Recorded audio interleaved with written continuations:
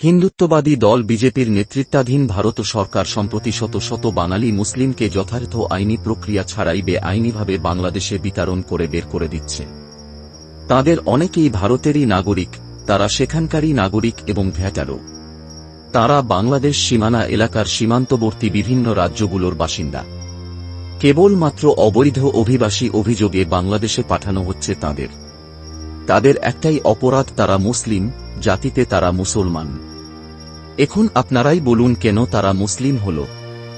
আর এই মুসলিম হওয়াটাই তাদের একমাত্র অপরাধ। নিউ ইয়র্ক ভিত্তিক আন্তর্জাতিক মানবাধিকার সংস্থা হিউম্যান রাইটস ওয়াচ HRW গতকাল বুধবার প্রকাশিত একটি প্রতিবেদনে এসব তথ্য জানিয়েছে।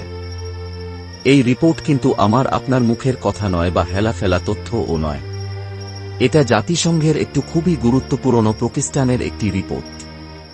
চলতি বছরের মে মাস থেকে হিন্দু জাতীয়তাবাদী ভারতীয় জনতা পার্টির বিজেপি সরকার মানে মোদী সরকার বৈধ অনুমতি ছাড়া লোকজনের অনুপ্রবেশ ঠেকানোর অজুহাতে মানে হল কোনো একটা ছুতানামা বের করে বান্ধবী নাকি শেখ হাসিনা অমুক হওয়ার কারণে ইচ্ছা করেই জাতিগত এসব বাঙালি মুসলিমকে বাংলাদেশে ফেরত পাঠানোর অভিযান প্রচণ্ড জোরদার করেছে।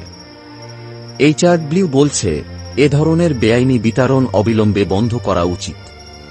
এর পরিবর্তে সবার জন্য আইনি সুরক্ষা নিশ্চিত করতে হবে যাতে তারা বেআইনি আটক বা জবরদস্তিমূলক বিতরণের শিকার না হন। কিন্তু কে বাঁধবে বিড়ালের গলায় এই ঘণ্টাটি? এশিয়া অঞ্চলের পরিচালক ইলেইন পিয়ারসন বলেন, ভারতের শাসক দল বিজেপি ভারতীয় সহ জাতিগত বাঙালি মুসলিমদের নির্বিচার দেশ থেকে তাড়িয়ে বৈষম্যমূলক মনোভাব উস্কে দিচ্ছে। সরকার বলছে তারা অনিয়মিত অভিবাসন মোকাবিলা করছে। খুব ভালো কথা, তুমি মোদী সরকার অভিশাসন বন্ধ করবে ভালো তো, শুধু কেন মুসলমানদের উপর এই নির্যাতন? হাসিনার মতো দেশ ছেড়ে পালাবে যেদিন, সেদিন উত্তর দেওয়ারও পথ পাবে না। কিন্তু ভারতের এই যথাযথ প্রক্রিয়ার প্রতি অবজ্ঞা, দেশীয় আইনে নিশ্চয়তা ও আন্তর্জাতিক মানবাধিকারের মানদণ্ড উপেক্ষা করে এই অমানবিক অন্যায় করছে মুসলিমদের উপর। গত জুন মাসে HRW 9টি মামলার ভুক্তভোগী ও তাদের পরিবারের সদস্যসহ মোট 18 জনের সাক্ষাৎকার নিয়েছে। তাদের অনেকে ভারতীয়, বাংলাদেশে বিতাড়িত হওয়ার পর ভারতে ফিরে গেছেন। আবার অনেকে গ্রেপ্তার হয়ে এখনও নিখোঁজ। 8 জুলাই সংস্থাটি ভারতের স্বরাষ্ট্র মন্ত্রণালয়ে এ বিষয়ে চিঠি পাঠায়, কিন্তু কোনো জবাব পাওয়া যায়নি। ভারত সরকার বিতাড়িত ব্যক্তিদের প্রকৃত সংখ্যা প্রকাশ করেনি। তবে বর্ডার গার্ড বাংলাদেশ বিজিবি জানিয়েছে, গত 7 মে থেকে 15 জুন পর্যন্ত ভারত থেকে 1500 জনের বেশি মুসলিম পুরুষ, নারী ও শিশুকে বাংলাদেশে পাঠানো হয়েছে। এই বিতরণ এখনও চলছে ভারতে। আসাম, উত্তরপ্রদেশ, মহারাষ্ট্র, গুজরাট, ওডিশা ও রাজস্থান বিজেপি শাসিত রাজ্যগুলোর কর্তৃপক্ষ মুসলিমদের আটক করে ভারতীয় সীমান্তরক্ষীদের BSF এর হাতে তুলে দিচ্ছে। আটক ব্যক্তিরা মূলত দরিদ্র অভিবাসী মুসলিম শ্রমিক। কিছু ক্ষেত্রে অভিযোগ রয়েছে, সীমান্তরক্ষীরা আটক ব্যক্তিদের নাগরিকত্বটাকেও যথাযথভাবে যাচাই না করে হুমকি দিয়ে ও পিটিয়ে শারীরিক অত্যাচার করে বাংলাদেশে ঢুকিয়ে দিচ্ছেন শুধুই মুসলমানদের। পরবর্তী সময়ে অনেকে ভারতের নাগরিক বলে প্রমাণিত হওয়ায় দেশটির সরকার তাদের ফিরিয়ে নিতে বাধ্য হয়েছে।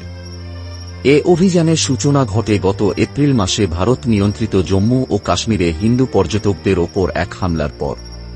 এরপর ভারতে মুসলিমদের হয়রানি, তাদের নাগরিকত্বের দাবি অগ্রাহ্য, ফোন ও কাগজপত্র জব্দ এবং স্বজনদের সঙ্গে যোগাযোগ বিচ্ছিন্ন করার মতো ঘটনা ঘটতে থাকে।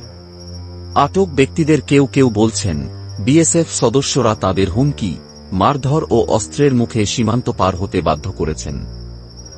আসামের বাসিন্দা ও সাবেক স্কুল শিক্ষক খায়রুল ইসলাম 51 বছর বয়স, তিনি বলেন, 26 মে তাকে BSF সদস্যরা হাত বেঁধে, মুখে কাপড় গুঁজে 14 জনের সঙ্গে বাংলাদেশে ঠেলে পাঠান। আমি সীমান্ত পেরিয়ে বাংলাদেশে ঢুকতে রাজি না হওয়ায় তারা আমাকে মারধর করেন এবং 4 বার ফাঁকা গুলি ছোড়েন। পরে আমি জীবনের মায়া ছেড়ে বাংলাদেশে চলে এসেছি। অথচ আমি সেখানকার স্কুলের শিক্ষক। আমার নাগরিকত্ব আছে। কেন আমাকে অবৈধভাবে শারীরিক কষ্ট দিয়ে সেখান থেকে বের করে দেওয়া হলো? রাজনীতি করার জন্য অনেক সময় এ সংখ্যা সেই সময়ের হাসিনা সরকারকে ফুলিয়ে ফাঁপিয়ে বলা হতো। কোন কিছু যাচাই বাছাই ছাড়া ইন্ডিয়ার কথা শুনে হাসিনা সরকার বিনা কারণে BNP ও জামায়াতের উপর দোষ চাপাত। বিজেপির শীর্ষ নেতারা বাংলাদেশ থেকে আসা অভিবাসীদের জোরপূর্বক অনুপ্রবেশকারী হিসেবে বারবারই আখ্যায়িত করেন এবং এটিকে ব্যবহার করে হিন্দু ভোট আকর্ষণে ভারতের মুসলিমদের লক্ষ্যবস্তু বানাত। গত মে মাসে ভারতের স্বরাষ্ট্র মন্ত্রণালয় রাজ্য সরকারগুলোকে ৩০ দিনের মধ্যে অবৈধ অভিবাসীদের শনাক্ত, চিহ্নিত ও বহিষ্কার করার নির্দেশ এবং প্রতিটি জেলায় আটককেন্দ্র স্থাপনের নির্দেশ দেয়। দেশটির পররাষ্ট্র মন্ত্রণালয় মিথ্যা জানিয়েছে ২,৩৬০ জনের নাম যাচাইয়ের জন্য বাংলাদেশের কাছে পাঠিয়েছে। স্বরাষ্ট্র মন্ত্রণালয়ের ওই নির্দেশের পর বিজেপি শাসিত কয়েকটি রাজ্যের কর্তৃপক্ষ বাংলাভাষী মুসলিম অভিবাসী শ্রমিকদের বিরুদ্ধে ধরপাকড় শুরু করেছে। এদিকে বর্তমান সরকার ৮ মে বাংলাদেশের পররাষ্ট্র মন্ত্রণালয় ভারত সরকারকে এক চিঠিতে এই পুশিনকে অগ্রহণযোগ্য, ভিত্তিহীন ও মিথ্যা বলে উল্লেখ করে ও জানায়, বাংলাদেশ শুধু যাচাই করা বাংলাদেশিদের গ্রহণ করবে এবং তাদের পুনর্বাসন অবশ্যই যথাযথ কূটনীতিক চ্যানেলের মাধ্যমে হতে হবে। কতট অমানবিক একটু লক্ষ্য করেন, গত মে মাসে আসামের একটি আটক কেন্দ্র থেকে ভারতীয় কর্তৃপক্ষ প্রায় ১০০ রোহিঙ্গা শরণার্থীকেও বাংলাদেশে পাঠিয়ে দেয়। জাতিসংঘ মানবাধিকার হাইকমিশনারের কার্যালয় OHCHR জানায়, আরও ৪০ রোহিঙ্গাকে সমুদ্রপথে মিয়ানমার সীমান্তের দিকে পাঠিয়ে দেয় এবং তাদের লাইফ জ্যাকেট দিয়ে সাঁতরে উপকূলে পৌঁছাতে জোরপূর্বক বাধ্য করে ভারত। জাতিসংঘের মিয়ানমার বিষয়ক বিশেষ দূত টম অ্যান্ড্রুজ এ ঘটনাকে মানবিকতার অবমাননা ও আন্তর্জাতিক আইন অনুযায়ী শরণার্থীদের জোরপূর্বক দেশে ফেরত না পাঠানোর নীতির গুরুতর লঙ্ঘন বলে মন্তব্য করেন। HRW বলেছে, আন্তর্জাতিক নাগরিক ও রাজনৈতিক অধিকার সংক্রান্ত চুক্তি এবং জাতিগত বৈষম্য বিলোপ সনদের আওতায় সবার অধিকার সুরক্ষার দায়িত্ব ভারত সরকারের রয়েছে। এছাড়া জাতি, বর্ণ, বংশ বা জাতিগত পরিচয়ের ভিত্তিতে কাউকে নাগরিকত্ব থেকে বঞ্চিত করা উচিত নয় তাদের। সংস্থাটি আরও বলেছে, যথাযথ প্রক্রিয়া ছাড়া কাউকে আটক ও বিতাড়ন করা ভারতের জন্য মৌলিক মানবাধিকারের লঙ্ঘন।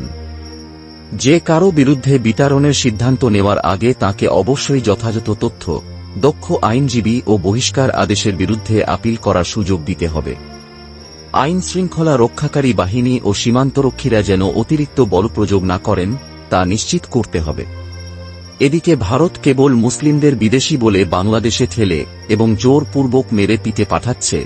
ভারত থেকে বাংলাদেশে ঠেলে পাঠানো নাগরিকদের বেশিরভাগই সে দেশের নাগরিক। যাদের পাঠানো হচ্ছে তারা মুসলিম এবং বাংলাভাষী। আসাম ও পশ্চিমবঙ্গে ভুক্তভোগীদের অবস্থা নিয়ে ২৪ জুন আল জাজিরার অনলাইনে একটি প্রতিবেদন প্রকাশিত হয়। আরশাদ আহমেদ ও মহিবুল হক প্রতিবেদনটি করেছেন। ভারতের উত্তর পূর্বাঞ্চলীয় রাজ্য আসামের ৬৭ বছর বয়সী সাইকেল মেকানিক আলী গত ৩১ মে নিজের বাড়িতে ফিরে আসেন। এর আগে তিনি ৪টি ভয়ঙ্কর দিন কাটিয়েছিলেন বাংলাদেশে। জন্মের পর থেকে তিনি জীবনভর এই প্রতিবেশী দেশটির নাম কেবল গালি হিসেবে শুনেছেন বলে দাবি করেন। আলীর এই এক সপ্তাহের দুর্ভোগ শুরু হয় ২৩ মে। ওই দিন রাজ্যের মরিগাঁও জেলার কুইয়াদল নামের ছোট একটি গ্রামে তাঁর ভাড়া বাসা থেকে আসাম পুলিশ তাঁকে ধরে নিয়ে যায়। সেদিন রাজ্য সরকার ঘোষিত বিদেশি নাগরিকদের ধরপাকড় শুরু করে। আসামে একটি বিশেষ সম্প্রদায়ের মানুষকে কেবল বিদেশি নাগরিক বলা হয়ে থাকে। ভারতের প্রধানমন্ত্রী নরেন্দ্র মোদীর হিন্দু সংখ্যাগরিষ্ঠ ভারতীয় জনতা পার্টি বিজেপি ২০১৬ সালে প্রথমবার আসামের ক্ষমতায় এলে এই উত্তেজনা আরও বৃদ্ধি পায়। রাজ্যের ৩,১০,০০,০০০ জনসংখ্যার ১/৩ বেশি মুসলিম, যা ভারতের যেকোনো রাজ্যের মধ্যে সর্বোচ্চ হার। আলী হচ্ছেন সেই ৩০০ এর বেশি মুসলিমের একজন, যাদের মে মাস থেকে বাংলাদেশে ঠেলে পাঠানো পুশ ইন হয়েছে। এমন তথ্য দিয়েছেন খোদ রাজ্যের মুখ্যমন্ত্রী হিমন্ত বিশ্ব শর্মা। তিনি বলেছেন, এ ধরনের মুসলমানদের আরও ঠেলে পাঠানো আরও জোরদার করা হবে। আমাদের রাজ্যকে বাঁচাতে আরও সক্রিয় ও উদ্যোগী হতে হবে। ৩ দিন পর ২৭ মে ভোরবেলায় ভারতের সীমান্তরক্ষী বাহিনী BSF আলী ৫ নারীসহ ১৩ জনকে একটি ভ্যানে করে ভারত বাংলাদেশ সীমান্তে নিয়ে যায়। আলী বলেন, BSF আমাদের জোর করে ওপারে ঠেলে দিতে চাইছিল, কিন্তু বিজিবি, বাংলাদেশ বর্ডার গার্ড এবং স্থানীয় বাংলাদেশিরা প্রতিবাদ জানায় তারা আমাদের নেবে না, কারণ আমরা ভারতীয়। ভারত ও বাংলাদেশের মধ্যে নো ম্যানস ল্যান্ড নামে পরিচিত একটি খোলা মাঠে আলীসহ অন্যদের পরবর্তী ১২ ঘণ্টা হাঁটু পানিতে দাঁড়িয়ে থাকতে হয়েছিল। তাদের জন্য ছিল না কোনো খাবার, আশ্রয় কিংবা সুরক্ষা। আলীকে জলাভূমিতে বসে থাকতে এবং তার চোখে মুখে গভীর আতঙ্ক দেখা যাচ্ছে এমন একটি ছবি সামাজিক যোগাযোগ মাধ্যমে ভাইরাল হয়ে যায়। তিনি আল জাজিরাকে বলেন, আমরা নীল আকাশের নিচে নরক দেখেছি আর অনুভব করেছি কেমন করে জীবন আমাদের ছেড়ে যাচ্ছিল। আলী বলেন, তাঁরা যখন ভারতের দিকেই ফিরে যেতে চান তখন বিএসএফ তাঁদের ভয় দেখিয়ে বলে ফিরে গেলে গুলি করা হবে। আলী বলেন, আমরা কান্নাকাটি করে অনুরোধ করেছিলাম যেন আমাদের না ঠেলে দেওয়া হয়। তখন ভারতের নিরাপত্তা সদস্যরা আবার বুলেট ছোড়েন। ওই স্থান আমাদের জন্য কোনো নো ম্যানস ল্যান্ড ছিল না, বরং সেটি ছিল এমন এক জায়গা যেখানে আমাদের কোনো দেশই ছিল না। 50 বছর বয়সী রহিমা বেগমকে একইভাবে আসামের গোলাঘাট জেলা থেকে ধরে নেওয়া হয়েছিল। রহিমা বলেন, আমি যখন দৌড়ে বাংলাদেশের দিকে যাওয়ার চেষ্টা করি তখন বিজিবি আমাকে মারধর করে। আমার কোনো পালানোর পথ ছিল না। বিএসএফ হুমকি দেয়, যদি আমরা না যাই ওপারে তাহলে তারা আমাদের গুলি করে মারবে। এভাবেই চলে আসছে ইন্ডিয়ান মুসলিমদের নির্যাতন। আর আমাদের দেশের হিন্দু ভাই বোনদের আমরা জামাই আদরে রেখেও মাঝে মাঝে কতই না কথা শুনতে হয়। যারা এই ভিডিওটি দেখলেন তারা অবশ্যই কমেন্টে লিখে জানাবেন মুসলিমদের উপর এই নির্যাতন কি ঠিক হচ্ছে। সবাই ভালো ও সুস্থ থাকেন। আল্লাহ হাফেজ।